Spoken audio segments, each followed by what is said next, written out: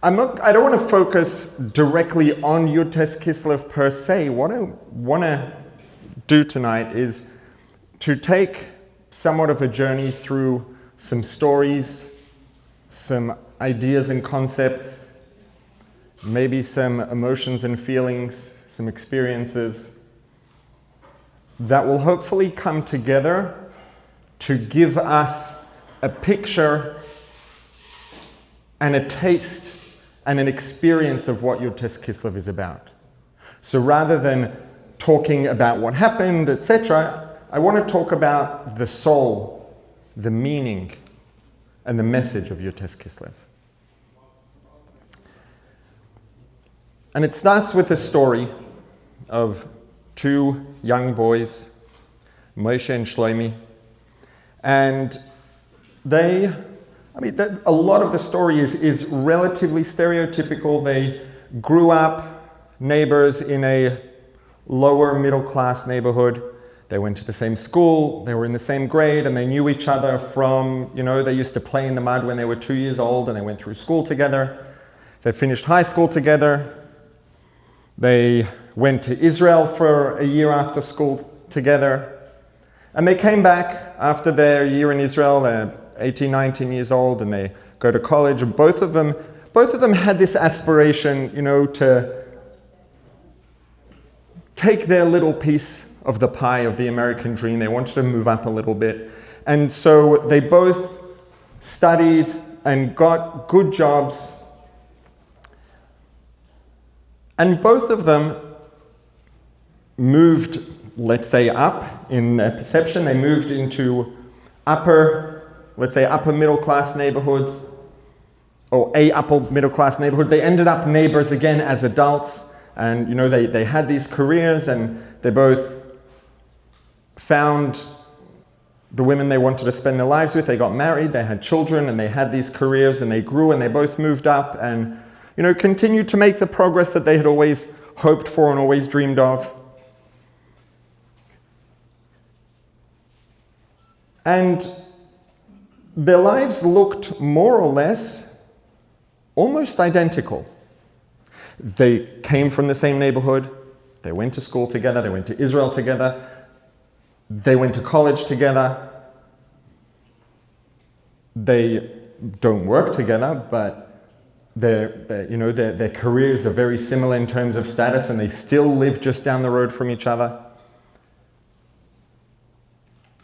They both have several children. The children go to the same school. Some of the children are in the same class.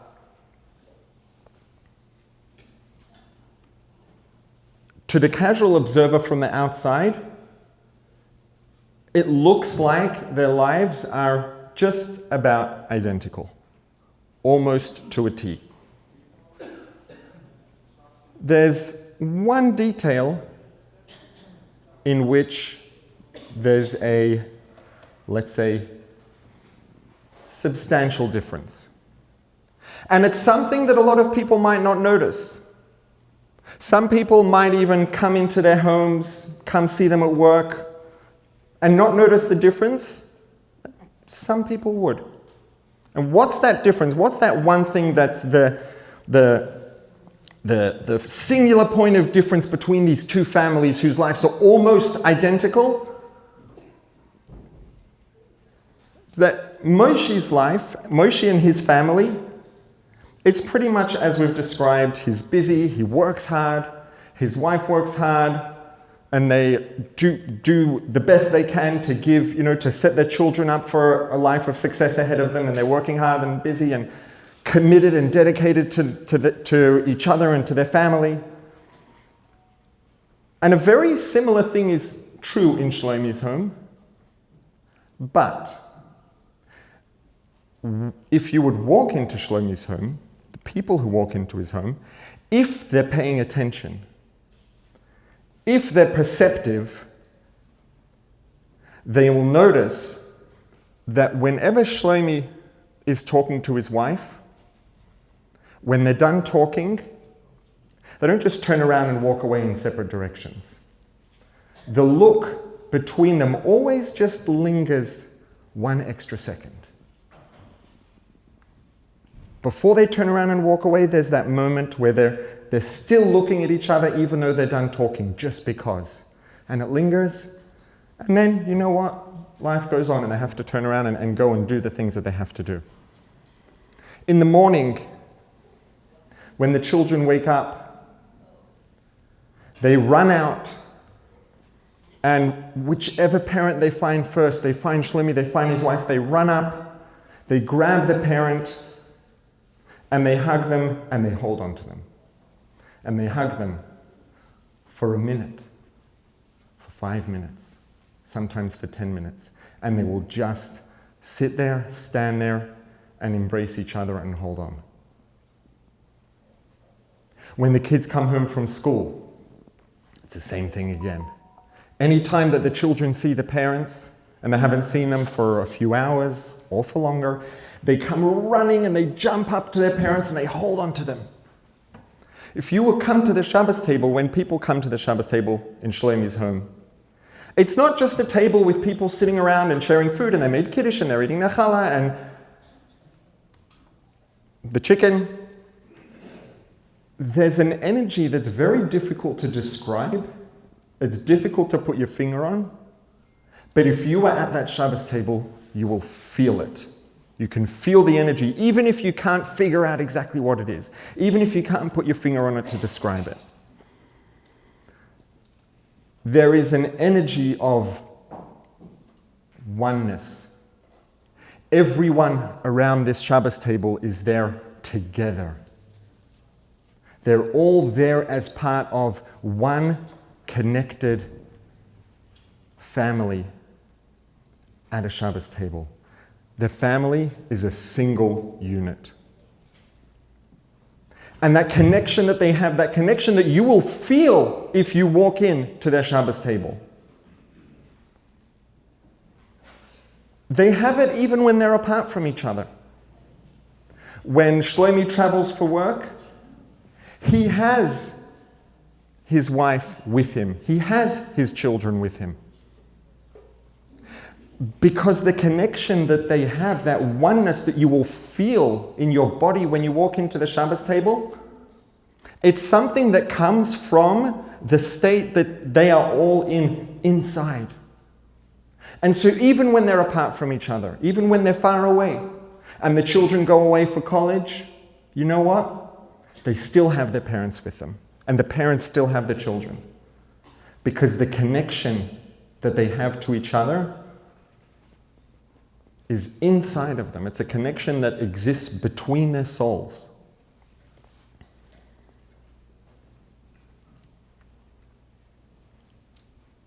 I have a question I want everyone to consider for a moment. Can you think of one thing in the universe? It doesn't just have to be on planet Earth. One thing in all the universe that is more valuable than that moment when Shlomi and his wife are finished talking, and before they go their separate ways, and he goes to make his phone call, and she goes to do whatever it is that she's doing to make her phone call. I'm going to keep it neutral and safe. Their eyes just linger and they just look at each other for that additional moment, not because they have anything more to say, but because they are present with each other and connected. Is there anything in the universe that has more value than that moment when the children come home and run up and jump into their parents' arms and just hold on and continue to hold on and continue to hold on? And they both don't want to let go, and they end up hugging for 15 minutes just because they both didn't want to let go.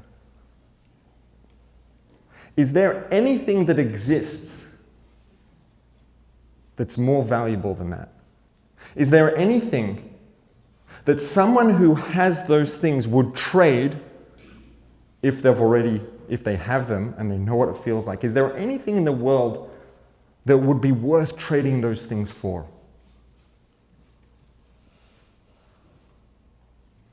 I'm not going to collect data and wait for everyone to give in their answers. I know that for me it's absolutely an emphatic no, and I would hazard a guess that everybody here feels the same way. If not, feel free to let me know at the end or now. I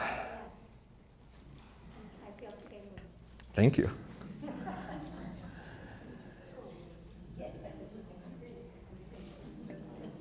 There is nothing in the world that is more important to the human experience than connection. This is built into our genes. It's true physiologically. It's true certainly in terms of our mental and emotional health. The single greatest factor in general that's going to make or break, that's going to push things in one direction or the other, is connection. And there's an increasing awareness and appreciation for the fact that it's not just mental and emotional health, it's physical health. It's things that you can measure in the blood, in a lab test, that will show up. There is nothing that is more important to the human experience than connection. It's built into our genes and our physiology because it's a part of why we're here. Humans are, in contrast to even the most social and the most community-oriented animals, we are by far the most social. We have a sense of community that is not even close to being paralleled anywhere outside of humanity. And that's because we are here for connection. We are here to be connected. We are here to connect to others. We are here to connect others.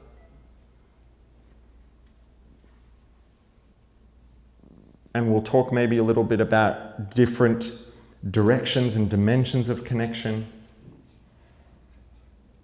But connection is something that affects our mental and emotional health. It affects our physical health. It affects longevity. It affects life expectancy.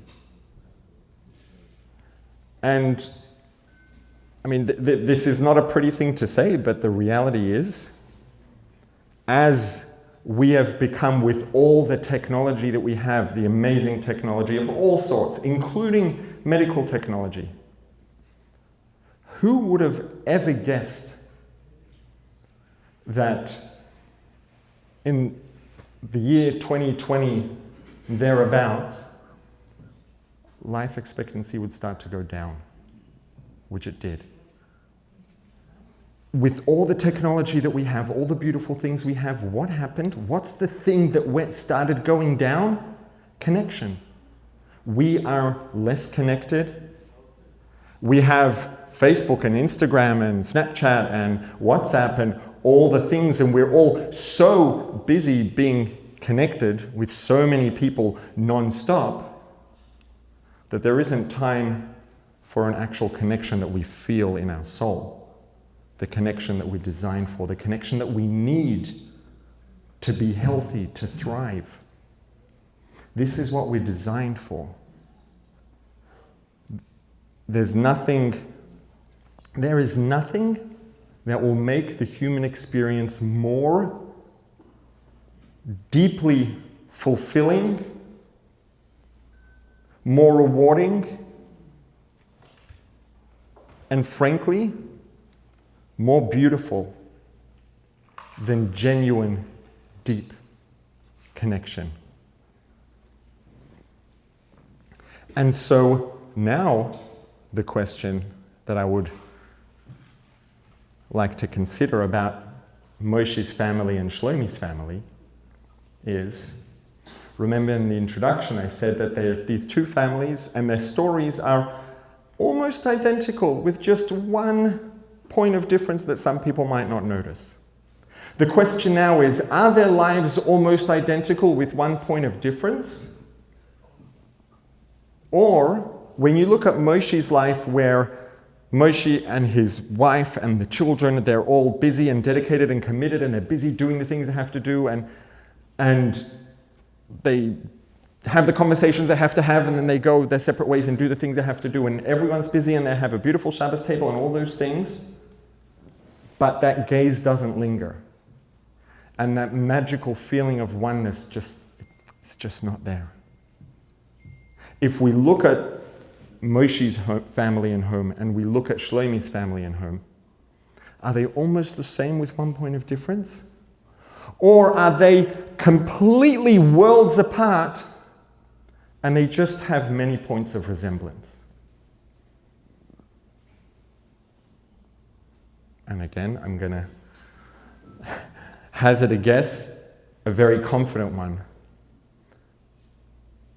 that most, if not all of us, would respond to that question by saying that when we think about it, not just think about it, when we feel it, those two homes are completely different.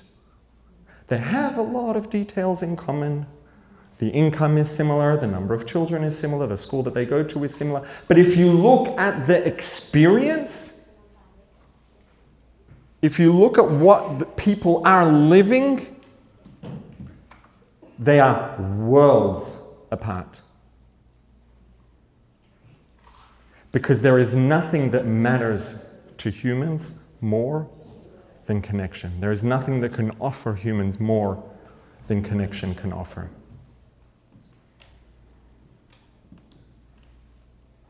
Now, I want to take a break, maybe for a niggin or two, and let that sink in, because connection lies at the heart of what your Kislev is really about, and we're going to continue along this journey after a short break of some beautiful music. Now, we have a very important question to consider. Maybe more than just a question, an issue that we need to address or resolve. All of this, everything about connection, it's true, it's beautiful. But at the same time, there's something else that's true, which is that our foremost value, let's say, the foremost value of a Torah Jew is our responsibility to Hashem, our responsibility to the Creator, our responsibility to study Torah, our responsibility to do mitzvahs,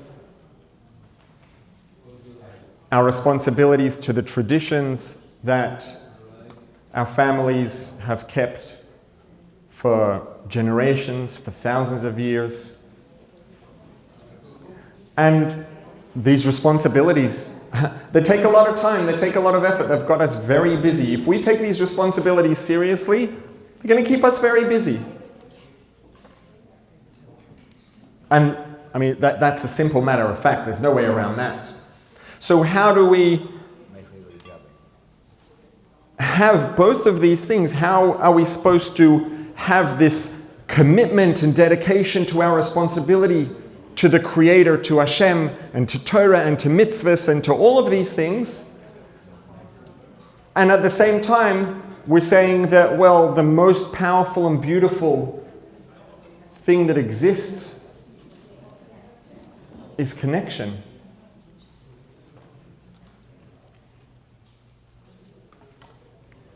And going back to the story of Shlomi and his family and Moshe and his family, both of these families are very busy. Everyone in both of these homes is very busy. And when it's the evening and Moshe and his wife have finished putting the kids to bed and clearing away the dinner table and packing the food into the fridge and tidying up, and the garbage can is full, and Moshe's wife asks him, would you mind please to take the garbage out? And he does. He takes the garbage, he runs outside, puts it in, comes back in, and then continues with what he's doing. And something very similar, again, almost identical, But also very different happens in Shlomi's house, which is that after dinner, when they're packed away and Shlomi's wife turns and looks into his eyes and asks him, would you mind to take out the garbage? And before he turns around to the garbage can, he's still looking in her eyes for another second or two. And then he turns around and he takes the garbage bag out of the garbage can and he goes outside, and he's not doing it because, well, this is my job. He's not doing it because, well, my wife asked me to, and if I don't, we all know how that's going to end. He's not doing it because, look, I can't be bothered, but I signed up, so too bad. He's doing it because he has that connection with his wife. That connection that means that after she asked him to do it, they still were looking into each other's eyes for another second or two. And that connection was the soul of this act of service that he did. When he took out the garbage, he was doing it for her. And there was a connection between them in her request. There was a connection between them in him taking out the garbage. Yes, they're busy, and yes, they're doing things. But because of that energy of oneness that you will feel if you walk into their Shabbos table, that energy of oneness that's always there, it's always with them no matter where they are, and it's with them in every part of their lives, that means that everything they do, they're busy, and he's busy with his job, and his wife's busy with her job, and they're busy with the kids, etc., etc. The connection's always there. Which means that the meaning that that connection brings is always there. And the beauty that that connection brings is always there. It's there when they take out the garbage, and it's there when they change diapers, and it's there when they mop the floor. All of these things carry a deep sense of connection. And there's no reason why we cannot, and there's no reason why we should not also synthesize these two things. If we think about it for a minute, what do we know about Hashem? What do we know about God, about the Creator? Lots of things. The Creator, God, is infinite. And infinite doesn't just mean infinitely large. God is so big, He's bigger than the universe. That's true. But that's a very one-dimensional view of infinity. There's something fascinating that it says in an ancient book of Kabbalah called Avodas HaKodesh. It says something, it's a little bit heavy, but it's super deep. And what it says is, in Aramaic, Kucha Bricha Shlei Musa Jakula. The Holy One, blessed be He, is absolutely infinite. Not relatively infinite. How many numbers are there? Infinity, right? Whatever number you could think of, you could always plus one and add one to that and add one to that. So the set of numbers is infinitely large, but it's not absolutely infinite. It doesn't include chairs or tomatoes. It includes numbers. God is absolutely infinite. And this text continues, it says that God is absolutely infinite, just like God is infinite and has the capacity for infinity, so too God also has the ability to limit. God is the source of finitude, of finiteness. And it has to be, because if you would say, right, and this is something that I've heard some, actually I would say very intelligent people and people who are wise and have a lot of very powerful things to say. And I've heard them struggle with this, out loud in public conversations. And it just, once you get this point, it makes it all so simple, right? And they talk about, well, if God is infinite, then where does limitation come from and how does that work? And in this text, in this Kabbalistic text, it makes it very simple and clear. If you would think that God is so infinite, that God cannot limit and make things small, that God cannot manifest Himself in a way of being small, that's a pretty severe limitation that you're placing on God. That God is limited to being infinitely large. That's not infinite. That's maybe a little bit more infinite than the set of numbers. But if God is absolutely infinite, shleimusa dekula, then that means that the same way that God is infinite, God also contains within the source of, God is the source and the origin of limitation, of finitude, of smallness. And the bottom line is, the math is, it has to be. Because if God is absolutely infinite, that means there is nothing that is not included in God. If finitude, if smallness wasn't included in God, God would be limited. God wouldn't be absolutely infinite. There'd be something missing, something not lacking. So God is so infinite that it's not limited to being infinite. It's infinite and finite at the same time, and the source of all of the above and everything else, and the source of time and space and ideas and concepts, etc. In short, God is very big, right? Now imagine, not imagine, we don't have to imagine, but think for a second. If we can take our foremost value, the foremost value of Torah Judaism, which is our responsibility to God, to the absolutely infinite, to the Creator, our responsibility to do our part in realizing the purpose for which God put us here, the reason for which the Creator brought the universe into being, and that responsibility to God, to Torah, to mitzvahs is our foremost value. And God is so infinite, so big, that there's nothing too big or too small to be a part of or to come from within God. Imagine if we could take that God and combine that together with a real experience of connection. And I would say that the truth is, and I don't think this is an overstatement. I think that the synthesis of these two things, of our responsibility to God and the indescribable, powerful, beautiful force of connection, if we can bring those two together and experience that beauty of connection in that responsibility. If we can have those two things together, I don't think it's an overstatement to say that this might just be the single most valuable opportunity that exists for us if we can bring those things together. Because, I mean, first of all, at the end of the day, like it or lump it, God does run the show. God is infinite. God just decides exactly what's going to happen and how it's going to happen, and it is what it is. Now, we could either just shuffle along and do our thing and just take it as it is what it is, or if we know how, and we will talk about this, if we can have that responsibility to the Creator, which we believe and know is true and correct and right, and if we can live up to and stand up to that responsibility and do it with a deep sense of connection. So the same way that when Shlomi takes the garbage out, it's an act of love and connection.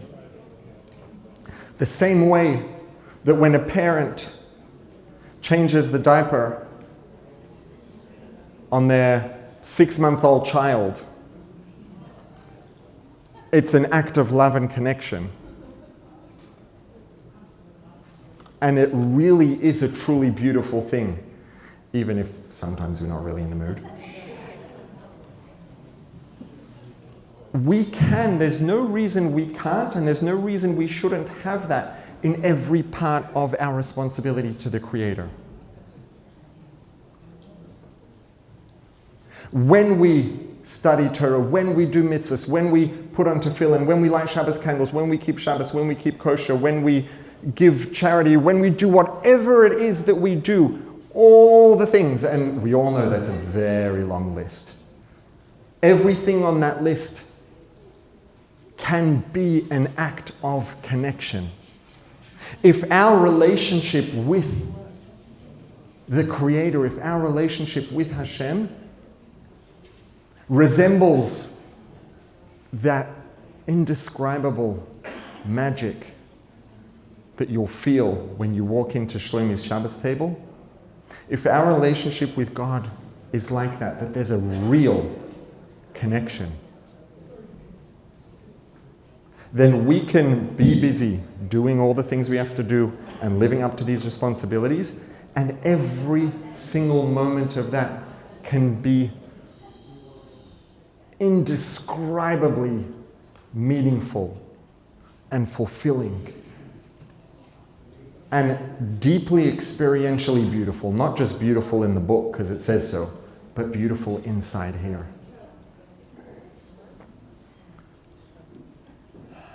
There's a book called Sefer HaChinuch, and it's a book that lists, there's 613 mitzvahs, and the Sefer HaChinuch, it's a book that lists, it goes through and it counts all the 613 mitzvahs, and for each mitzvah, it mentions briefly the title of the mitzvah and, the original source in the text and what it's about and what the meaning is and how we go about fulfilling it. And when it comes to the mitzvah of belief in Hashem, and belief in Hashem is the first in a category of several mitzvahs which are known as mitzvahs timidiyos. These are mitzvahs that are 24/7. Believing in God is a 24/7 mitzvah. There's no day of the week, there's no time of the day, there's no age, there's no gender, there are no limits on this. This is 24/7 for everyone, belief in God as a mitzvah. And then there's loving Hashem, being in awe of Hashem. These are other mitzvahs that follow. And when it comes to this mitzvah, Sefer HaChinuch says something very, very interesting. And before Yutes Kislev, this might have seemed like it was coming way out of left field and maybe a little bit harsh. Here's what he says. And after Yutes Kislev, it always made perfect sense, but maybe now it's easier for more of us to understand and appreciate it. He talks about the mitzvah of belief in Hashem, and he says, well, what's this mitzvah about? The mitzvah is not to say, I believe in God. And you know why not? It can't be. It can't be that the mitzvah to believe in God, if Hashem says, I command you to believe in me. It's like, well, who's the market for this commandment exactly? The people who already believe in, the people who are listening to the commandment already believe in God, so they already believe, and they don't need to be commanded to believe. And the people who don't believe, guess what? They're not listening because they don't believe. So who's the mitzvah speaking to? And so he explains the point of the mitzvah is not, I believe that God exists. The point of this mitzvah is to take that belief that's in your head, learn as much as you can about God, about the infinity of the Creator. What God is, what God isn't. What does that mean to us? Learn as much as you can. And then he says, Likboya benafshoya, fix it in your heart. This is not a mitzvah to do in your head. Believing in your head isn't a commandment, because either you already do or you're not going to listen. The commandment, the thing that we're supposed to do, the verb, is to take that belief that we have up here in our heads and bring it down into our bodies, so that we feel the belief, so that that belief shows up in our lives. And you know what happens then? When we're busy doing mitzvahs and studying Torah and taking out the garbage and changing diapers, every moment of action, every moment of responsibility, every moment of pressure on Erev Yom Tov and every moment of rush in the last minute before Shabbos, every one of those moments is filled with beauty, with that infinite beauty of connection. And not just any connection, connection to the Creator, connection to God. And so he says something very interesting, and these are the words of the Sefer HaChinuch. These are certainly not my words, they're not the words of the Alter Rebbe, these are not the words of Chabad, these are the words of Sefer HaChinuch. It's a book of halacha, of Jewish law. He says, when it comes to the mitzvah of belief in God, and again, this is the first, and it's followed by loving God and being in awe of God, etc. The point of the mitzvah here is to take it from your head and to bring it in your heart. In order to do that, there's a lot that you have to know. And all the things that you need are explained in the books of Torah mysticism. I'm going to flip that around, of the mystical texts of the Torah. And he says in Hebrew, his words are, Ashrei, all the things in these books are known to those who learn these texts of Kabbalah, of Pnimius HaTorah, of the soul, the hidden parts of Torah. And he says, fortunate is their lot, Ashrei Chelkam, because only those who learn these books can fulfill this mitzvah properly. If we are not learning as much as we can about God, God isn't just a word. God's not a cranky old man in the sky with a long grey beard. If we are not learning as much as we can about God, and we're not working on that process of connecting to those ideas and allowing them to make their way down from our head into our bodies, we can believe all we like from today till tomorrow in our heads, but we already did. There's no mitzvah in that. And if we didn't believe, then we're not listening to the mitzvah. So anyways, it's moot. He says only... He doesn't say the word only, but he says, it's actually, the truth is, now that I think about it, if you look at the words that he writes, it's a masterful example of saying something direct, but without adding anything unnecessarily harsh or judgmental.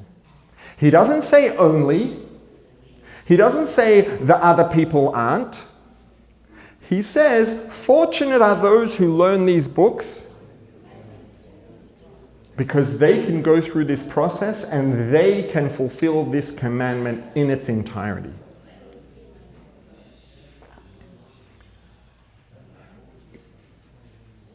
One of these mitzvahs is love, loving Hashem. Another one is Yiras Hashem. It's mostly translated, people usually translate Yiras Hashem as fear of God. Another way of translating it would be awe of God. Or A-W-E, not O-R. I know my accent, sometimes these things get a little jumbled. What's the difference between fear and awe? The reason that Moshe doesn't do something that's going to disappoint his wife is because he's afraid. He knows that if he does something and she's disappointed, it's not going to end well. Shlomi's not thinking, oh no, I'm going to be in trouble. I'm going to have to sleep on the couch. Shlomi's not, that doesn't even cross his mind. But that doesn't mean that Shlomi has any less of a desire to not do things that are not going to make his wife happy. It's just coming from a different place. He's not afraid. There's no fear. He is in awe of his wife. And the thought of doing something that's not going to make her happy is something that is against his personal values. He doesn't want to do that because of the connection, not because he's afraid of what she's going to do to him. He's in awe of her, and he's going to go further, perhaps, than Moshe will, out of fear. And there's no fear, but there is awe. And the more we learn, the more we understand, and this is the gift of Yotes Kislev. Hundreds and hundreds of books, thousands and thousands of pages of texts that teach us the minutiae of whatever it is that we're able to understand about God, about the Creator, so that we can take these ideas and go through that process and bring them down into our bodies, and we can actually be able to feel that sense of connection. If we can have this synthesis and have that relationship and that responsibility and that commitment to our tradition, to our Creator, to our ancestors, to our beliefs and values, and do that with a sense of connection to the Creator because it actually means something to us, what greater opportunity could there possibly be than living up to our highest value together with the most powerful, beautiful force that exists in the human experience, which is connection? And so Moshe and Shlomi both do what their wives ask them, and they both try to avoid doing something that they know their wife is not going to like. But they're completely different things. Again, at face value, the descriptions sound very similar, but they almost couldn't be further apart. Where does that come from? This difference in energy between these two homes. The fact that when Moshe and his wife finish talking business, they turn around and go their separate ways and do their thing. And when Shlomi and his wife finish talking business, their eyes just linger on each other for another second or two, and then they reluctantly walk away and do their thing. And when they see their kids, they hug them and they hold on to them. And no one wants to let go, and it just ends up going and going because nobody wants to let go. Where does this difference in energy come from? Did it just show up out of the blue? There's no app on your phone that does that, I promise. And there never will be. That I will guarantee. It comes from an investment. There is, the fact of the matter is, there is a very real investment that's necessary to create that energy, to create that sense of connection. There is no better investment that anyone could ever make. And I think it's time for a couple of nikunim, and then we will continue to talk about that investment.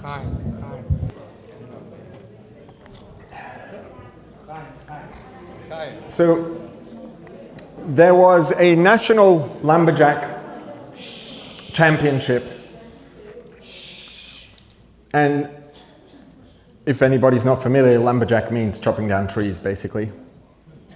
That's what a lumberjack does. And so there are lumberjack championships, and sometimes they'll have a tree, and I mean, the most common way it happens is that they'll have a tree. Well, it's not really a tree because they have to be measured and they're all exactly the same diameter, etc. And they have a contest who can cut it down the fastest. But this was a bit of a different contest. This was all the people who made it to the national championship had a designated area with a bunch of big tall trees. And the contest was everyone comes at 9 a.m. and between 9 a.m. and 5 p.m. who can cut down the most trees. And whoever at 5 p.m. the alarm rings, everyone stops. Whoever cut down the most trees wins. And so there's one gentleman who comes, he's the regional champion where he lives, and he's made it to the national championship, and he's a strapping young man, mid-20s, in the peak of his, let's say, very primal physical prime. And he comes and he looks around, and he's clearly the solidest and the biggest and the strongest looking out of all the competitors, and he's feeling very confident and very good about himself. And there's another gentleman, also young, just a little bit more seasoned, a few decades his senior. And this gentleman walks up, and they're mingling, and he introduces himself to this young man, and they're chatting for a couple minutes, and he sees that this young man is very confident.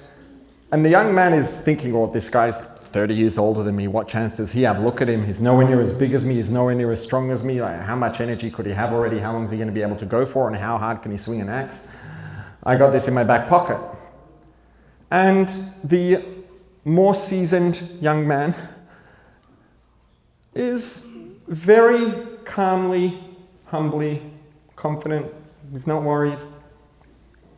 And the younger guy sees that this more seasoned competitor is quite confident and sure of himself, which doesn't seem to add up and doesn't seem to make much sense. But hey, it's 8:45 and they all go to their designated areas, start chopping down their trees, and the buzzer rings to start at 9 a.m. and they've got 8 hours to go just to chop down trees. And this young man picks up his axe and he starts swinging and he's swinging and he's swinging and he cuts down a tree.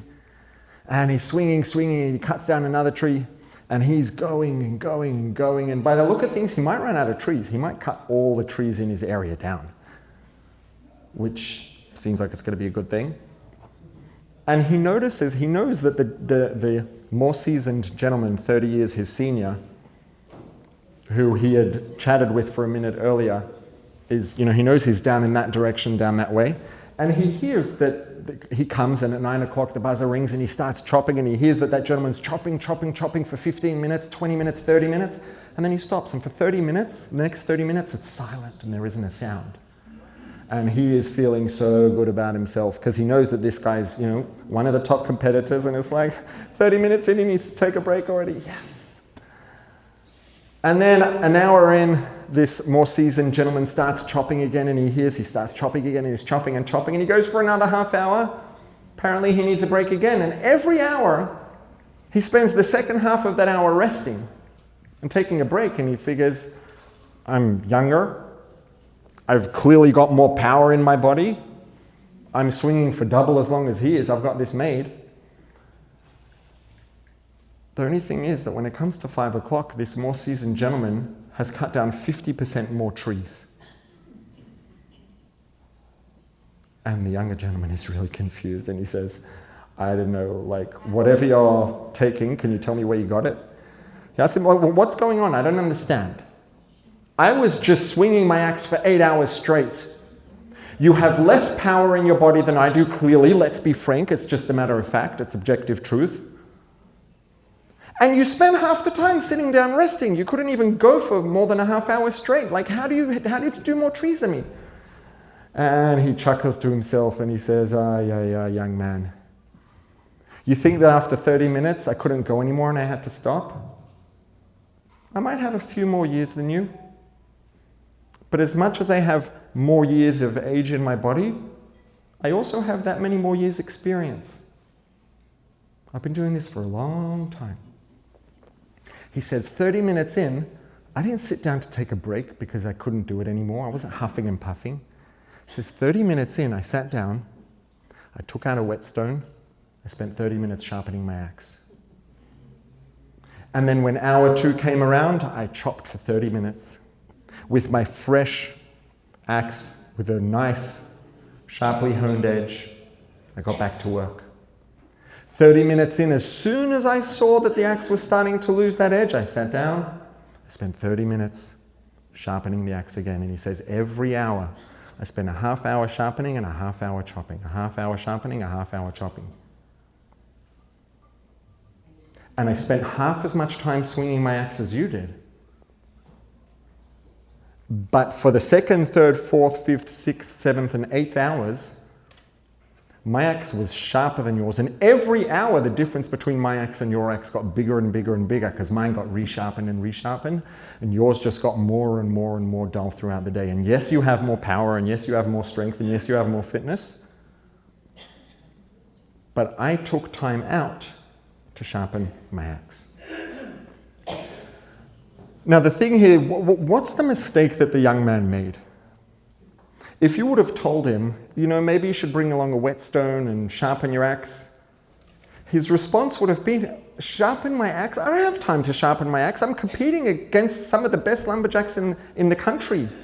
I'm competing against the rest of the regional champions. I don't have time to stop and sharpen my axe. I need to chop, and I need to chop, and I need to chop. And you know what? He was right. The truth is, he didn't have time to stop chopping. He was right.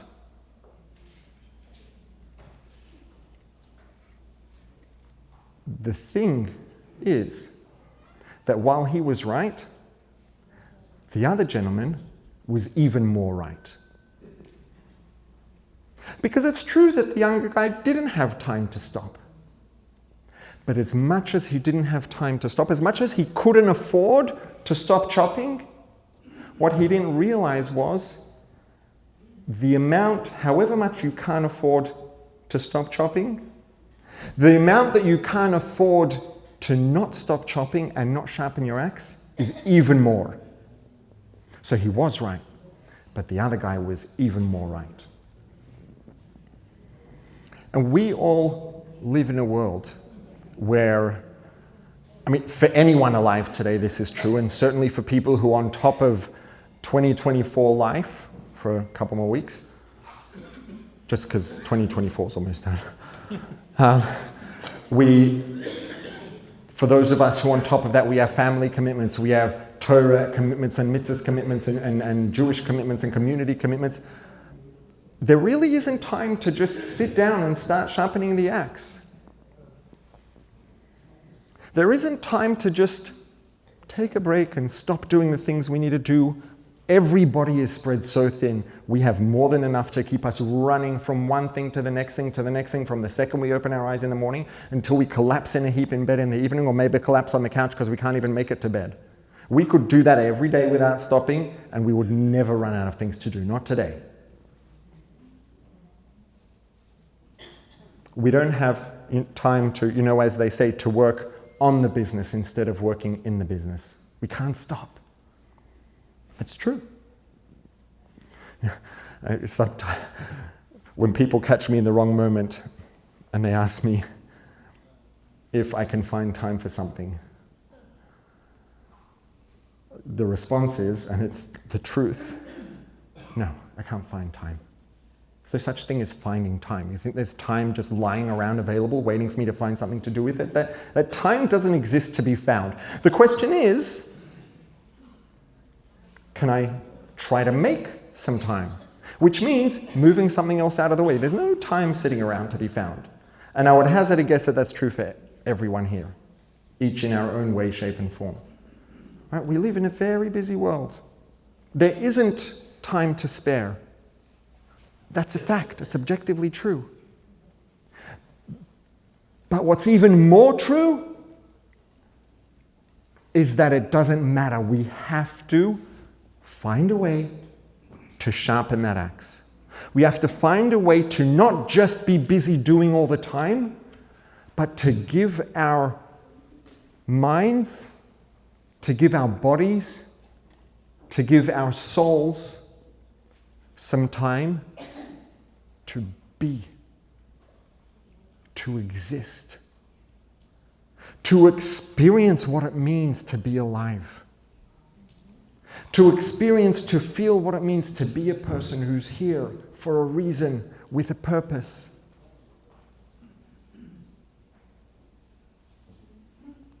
There isn't time available to be found for that.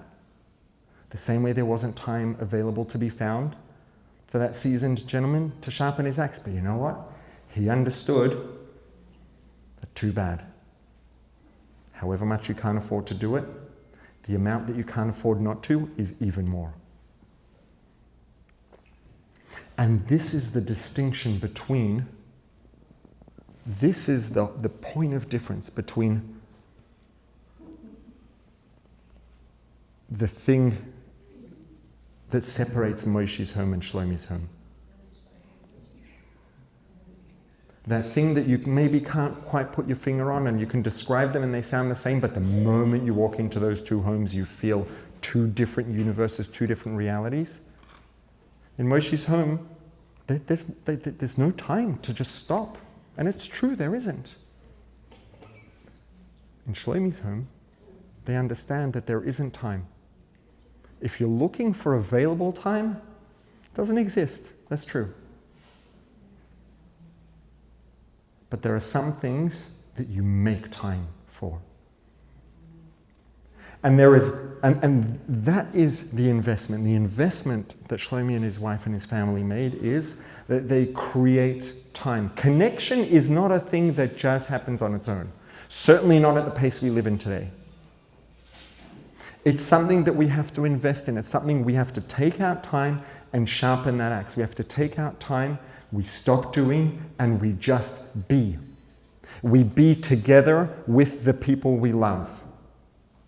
We be, just be, not do, just be, together with the people that are the most important to us, with our spouses, with our children, with our family, with friends, with the people that matter to us.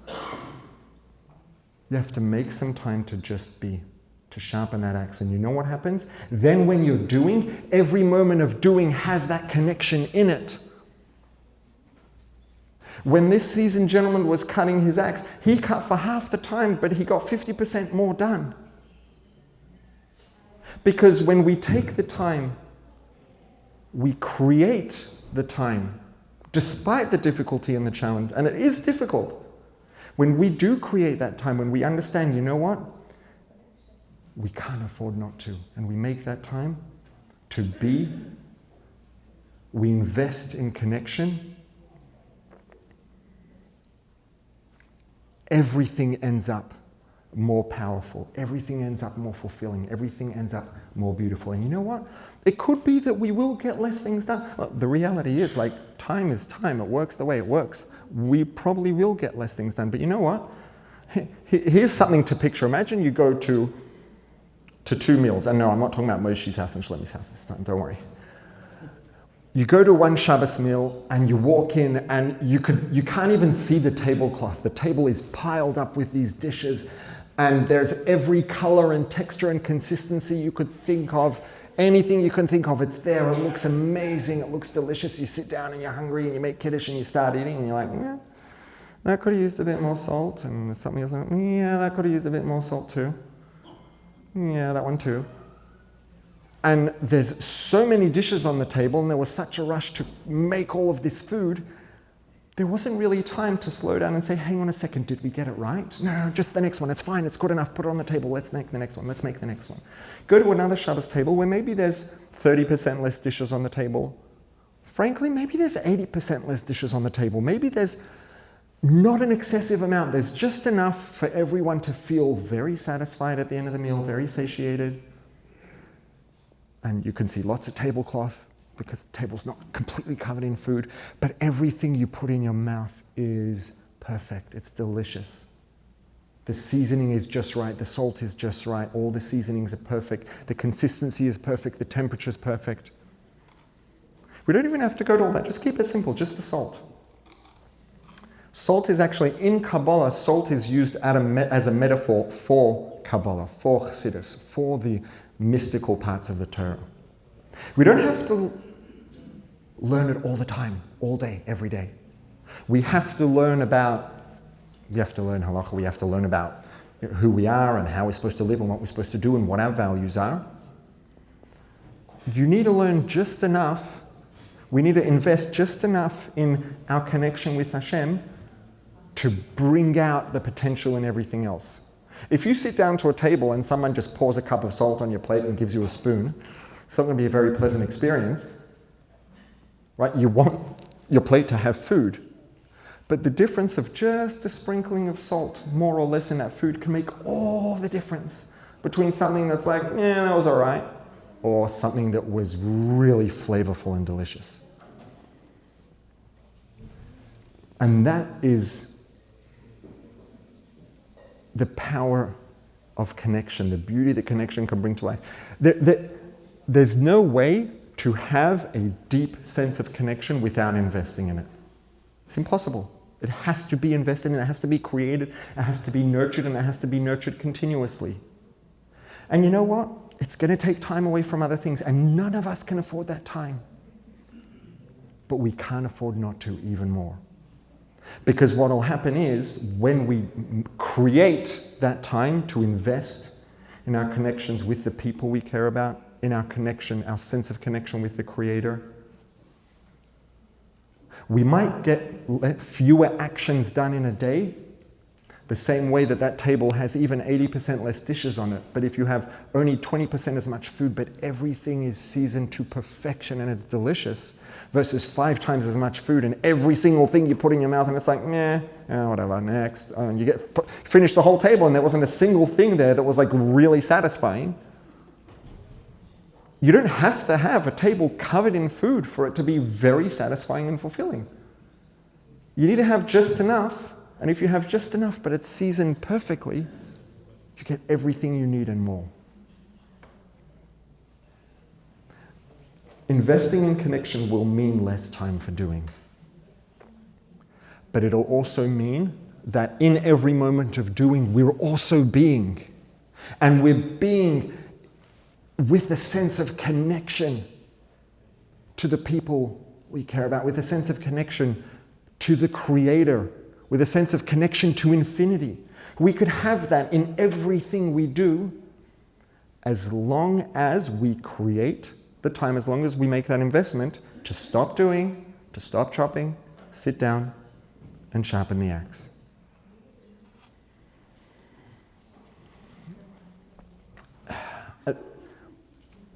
It's a big investment and it's a difficult one to make.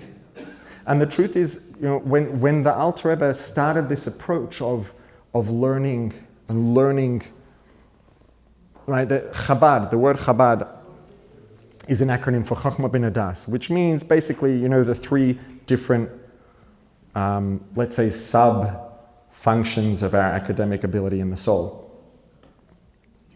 It's about learning, understanding as much as we can about God. But at the end of the day, his objective, his interest wasn't in us being academic. He doesn't care about us being academic. What's the big deal? Someone knows a bit more, someone knows a bit less. The point was that information, that knowledge, if you want to, like, plain and simple, if we want to all invest in our connections to the people we love, to our spouses, to our children, to our friends, the people who are important to us, we've got options today. They don't include being on your phone, by the way, just saying. We could go out for coffee, phones at home or in the table or left in the car on airplane mode. We could go for a walk, we could go sit in the park, we could get lunch, we could even wash the dishes together, but without our phones, and do it as a connected, combined activity. We can't do any of those things with God. We can't wash the dishes with God. It'd be nice if you'd do half the dishes, wouldn't it? We can't take God out for coffee or for lunch or a walk in the park. We can learn and understand, and the more we understand and the more we take those ideas and bring them down into our bodies, the more we can develop a real sense of connection, a sense of connection to infinity. We have the opportunity to go through life with that feeling of connection to infinity, which just adds a whole additional dimension to every other part of our life. It means that the connection we have to the people that we care about is more complex, because there is an aspect of divinity and connection to infinity in those relationships and in those connections too, and in everything we do, it's there. And we can do this in a way that once upon a time, most people didn't have the tools, most people didn't have the materials to work with. And the Sefer Chinuch says, if you learn those things and you work with them and you internalize them and you integrate them, then you can have a true sense of connection to God. Then you can have a belief that shows up in the way you live. You can have a belief that's a part of your lived experience, not just something in your head that you could answer correctly on a test. It's very understandable. And when he started this, he had a lot of opposition. And frankly, it's understandable. Right? There are some mistakes. Sometimes someone makes a mistake and you're like, well, that's an absurd mistake to make. And sometimes there are mistakes that are very reasonable and very understandable. They're still wrong. It's very understandable when people don't manage to make the time to invest in connection. It's a difficult thing to do. There's no way around the fact that it's going to take time away from other things. It's not just time. There are other things that it's very hard for a lot of us to do today, which is just, if you dedicate time to sit down with someone and you're both just not really there because our brains are used to just racing from one thing to the next, it's a good start. But if we really want to be investing in connection, we have to be present with each other. We have to actually be there. So we have to create the time. We have to invest the effort in being present, in having boundaries that protect that space and that presence and that connection.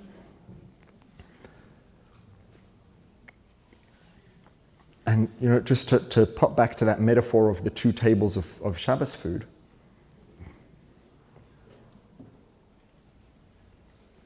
Compare the value of the experience of that moment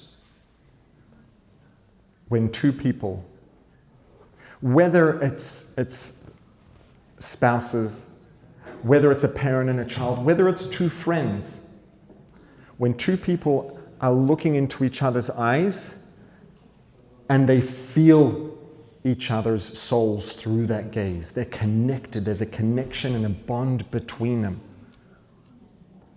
Compare the value, the profoundness, and the beauty of that moment to 1,000 encounters of people looking in each other's eyes because they're talking about what we have to do and who's going to do the shopping and who's going to take out the garbage.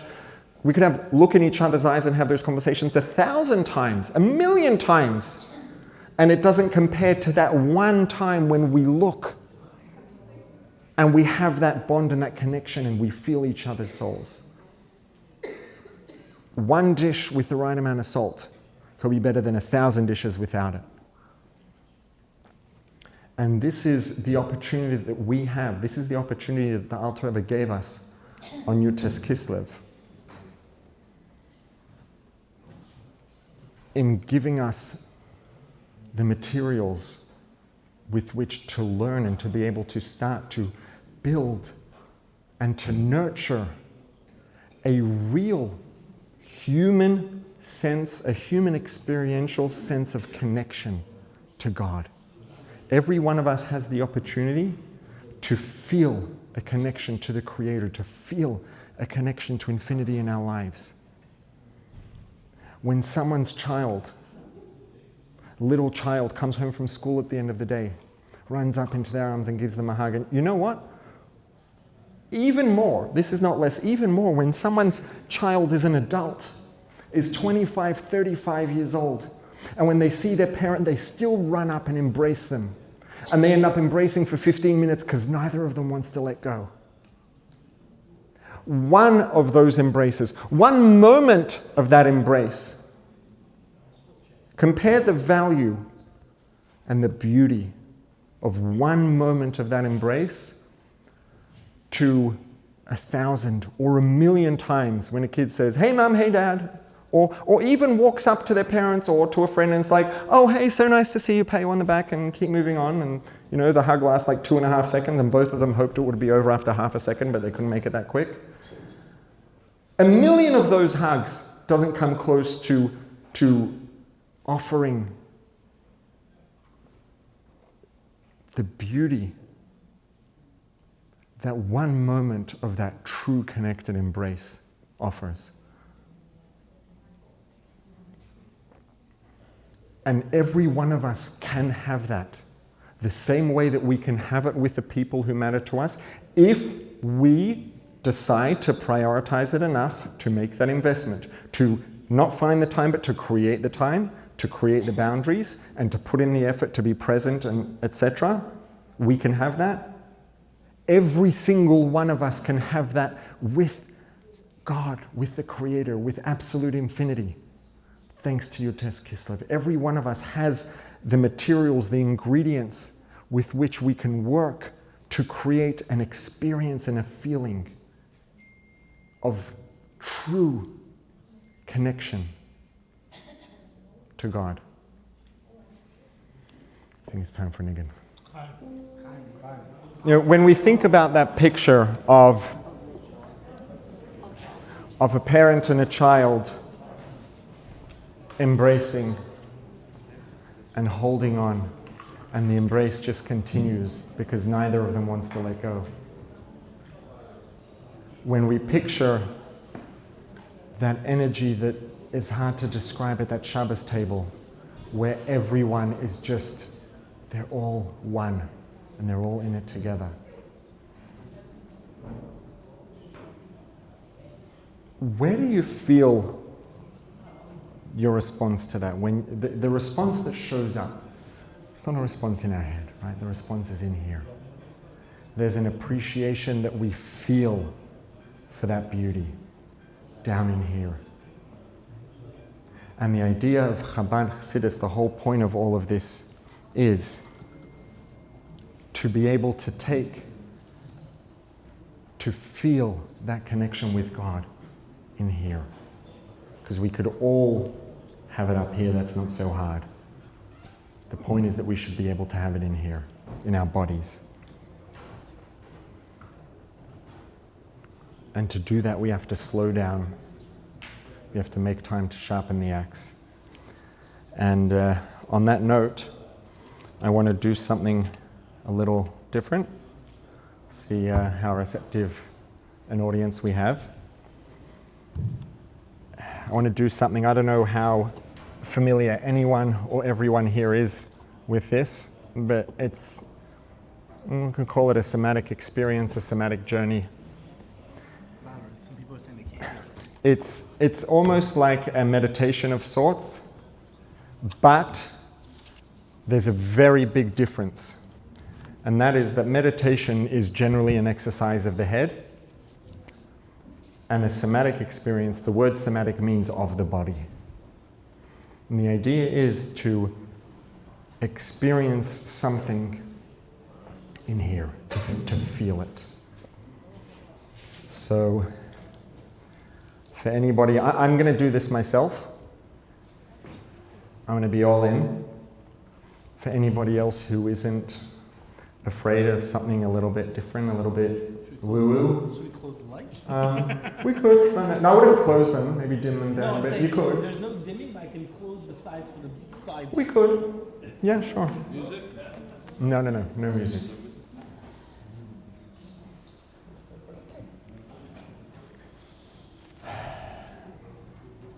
So, I'm closing down my eyes for anyone who wants to get in on the experience.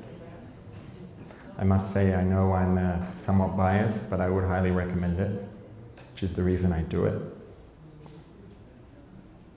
The first thing we need to do, if we want to feel connection, if we want to connect, is to slow down. We can't sharpen the axe while we're swinging it. And a very powerful tool that we have to help our bodies slow down is our breath. So before we start, before we get into the actual journey, the experience, I'm going to start by setting up our breath. So eyes closed gently. I'm going to take a few breaths, deep breaths in through the nose. And deep doesn't mean how much air. Deep means, the word deep means bringing it down deep. We want to be breathing in, breathing there all the way down into our bellies, and letting it go, however is comfortable, out through the nose, out through the mouth, but in through the nose. And gently. When I say deep, it doesn't mean we're trying to force it as much as possible. We want to breathe as deeply and as slowly as is comfortable and gentle in our bodies, and then just let it out.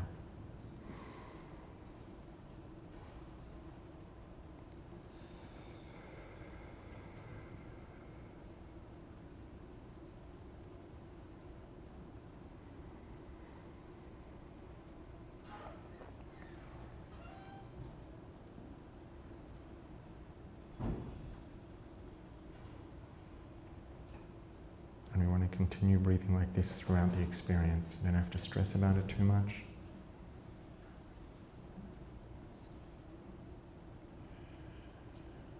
But taking deep, slow, gentle breaths in through the nose and then letting them out slowly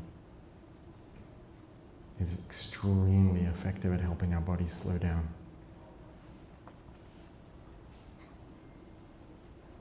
And as you take the next breath in, see if you can direct your attention to notice the sensation, the movement of the air in through your nose, through your throat, into your chest.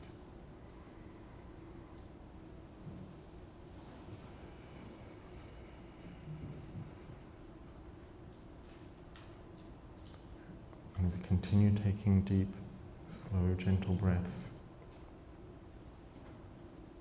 let's direct our attention now to our faces. What does it feel like? Forehead, nose, cheeks. Notice what it feels like with the sensations around the mouth, lips, chin. Is there any tension? And if there is, see if you can just let it go gently.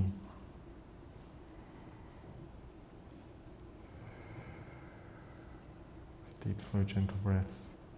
Sometimes the tension doesn't want to go away, and that's fine too. Don't fight with it.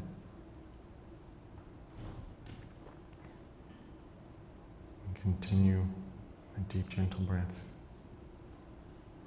Move our attention down a little. If you notice the neck, what does your neck feel like? The skin of your neck, the muscles in the neck under the skin.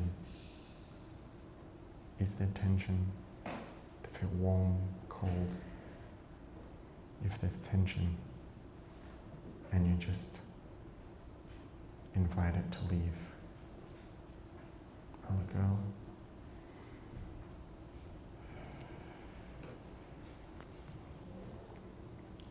continuing downwards as we continue with deep, gentle breaths in through the nose.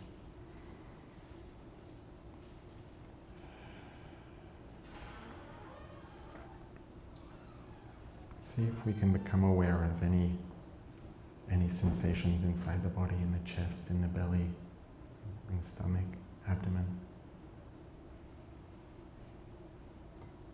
And if it's something we haven't done before, it can take a while till we notice, but there's definitely something in there, a sensation.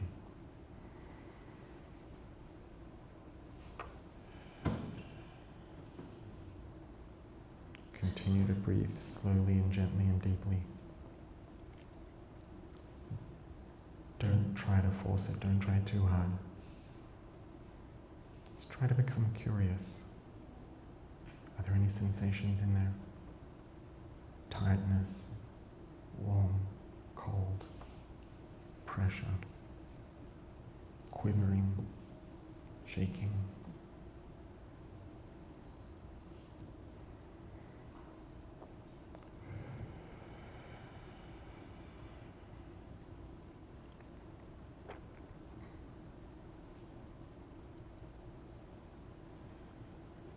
And if you find that sensation in your body, just notice where it is. Notice where it is in your body. Notice what it feels like.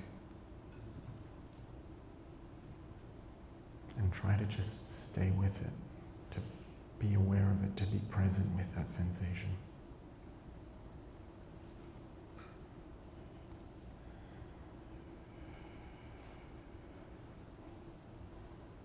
And as you stay present with that sensation, bring into that presence where you are, bring in an awareness, a thought, a picture of the person in your life who means the most to you. The person in your life who's more important than anyone else. Person, maybe it's people. Think about your connection with them.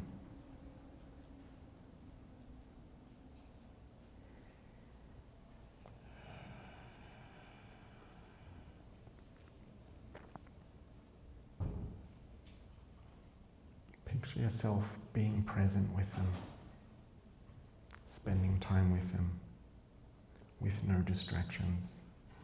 No phones, no deadlines, just being completely present together.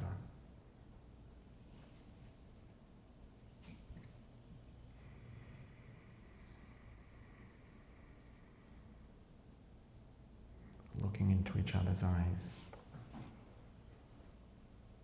and feeling each other's souls through their gaze. And as you picture that, become curious, see if you notice any new sensations showing in your body. What does your body feel like? What does it feel like inside? The physical sensations in your body when you picture that moment of connection, of being together with that person who's more important to you than anyone else.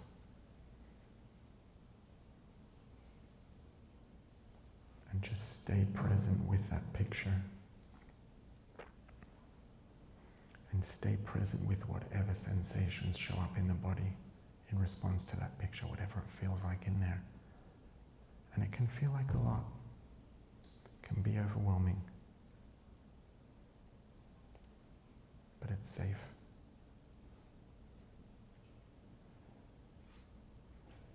It's nothing to be afraid of.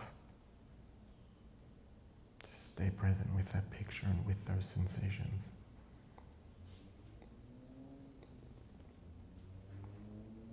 And as you stay present with that picture of you and this person being deeply present together and connected,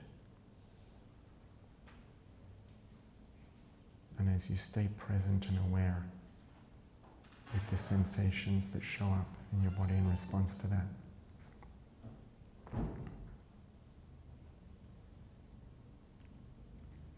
Now bring into your awareness Hashem, the infinity of the Creator, the infinite love that God has for you.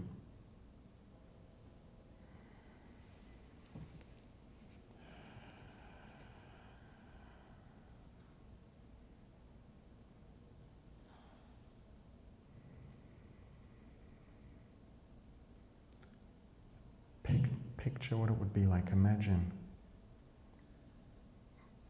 if you could actually feel God's presence.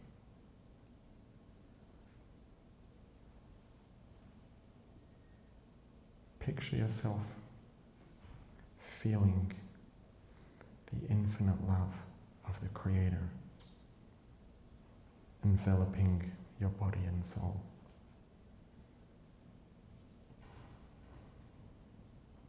What would that feel like? And as you picture that, again, be curious. Have any new sensations shown up in your body? Is there any feeling, any sensation that just showed up in response to that picture?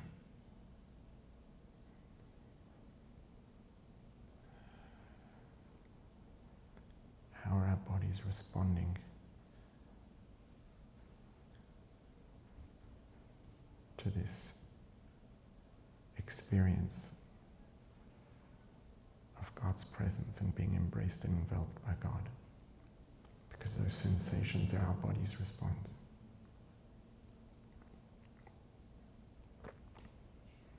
And whatever the sensation is, there's no right or wrong. It could be different for everyone. Just stay with it. Stay present. Allow yourself to feel that sensation. Continue to hold that picture in your mind, in your body. That picture of feeling the presence of the Creator, of feeling the infinite love of God enveloping your body and soul. Stay present with that image and with whatever sensations show up in your body in response.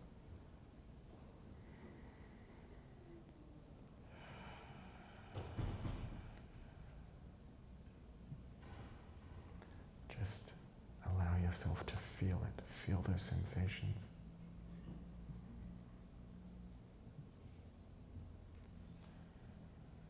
Experience it.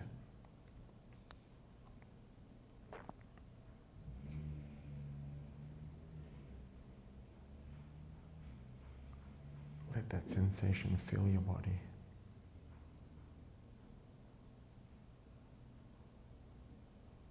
And just stay there.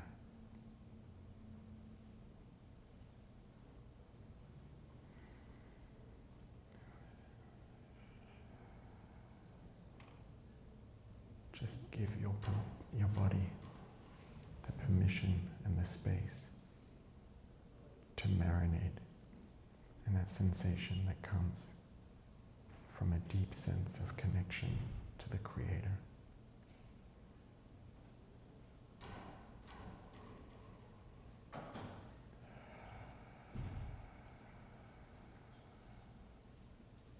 Let yourself feel it.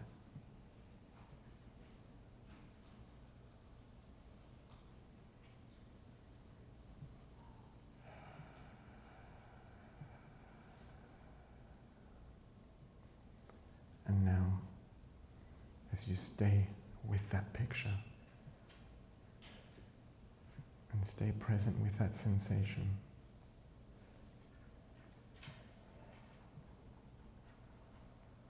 picture something small and tangible, something real that you could do, that you could really do consistently every day. to bring yourself closer to that state of connection.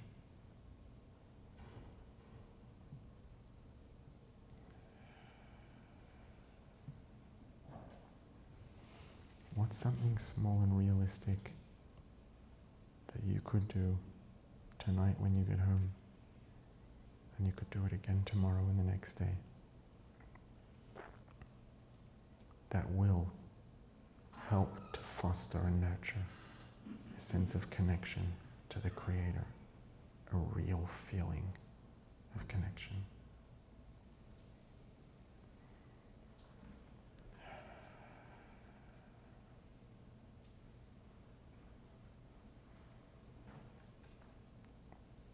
And then picture what it'll be like a month down the road after you do that every single day.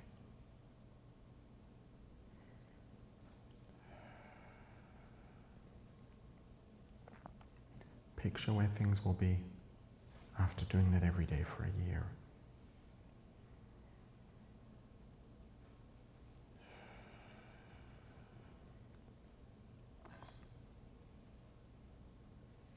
Allow yourself to see what it'll look like after doing that every day for 2 years, for 5 years.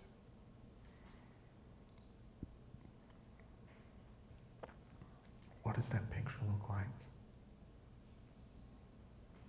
And more importantly, when you see that picture, what do you feel in your body? What sensations show up in your body in response to that picture?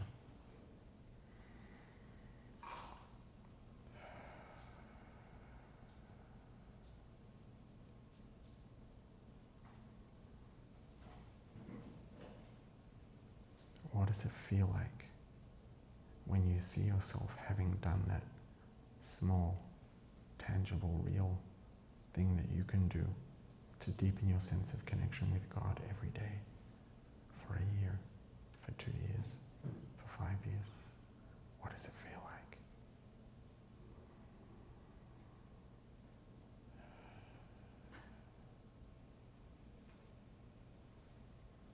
Continue to take deep, gentle breaths in through your nose. And just allow yourself to feel it. Allow your body to experience the sensation, to experience what it will feel like when you've done that repeatedly, and when your sense of connection with God has grown.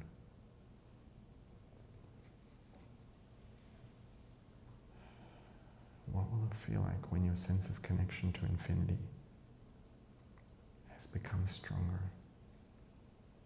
and deeper and more complex?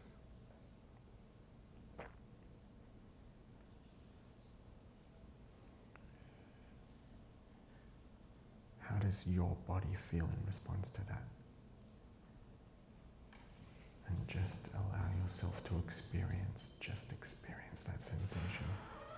Experience that feeling and just stay there.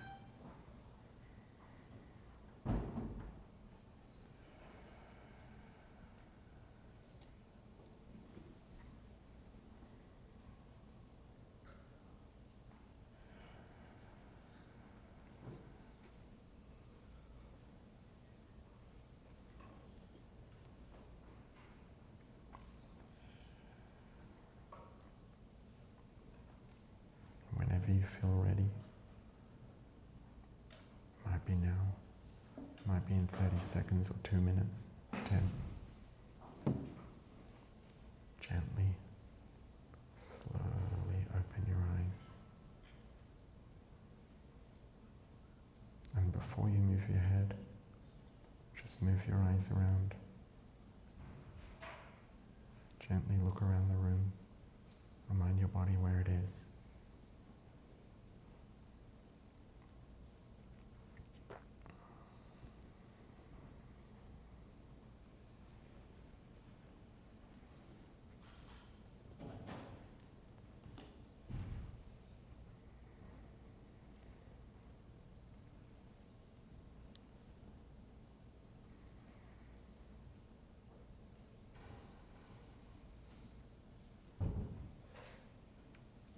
feeling, the sensation, the experience of what it feels like to have a true sense of human connection to the Creator.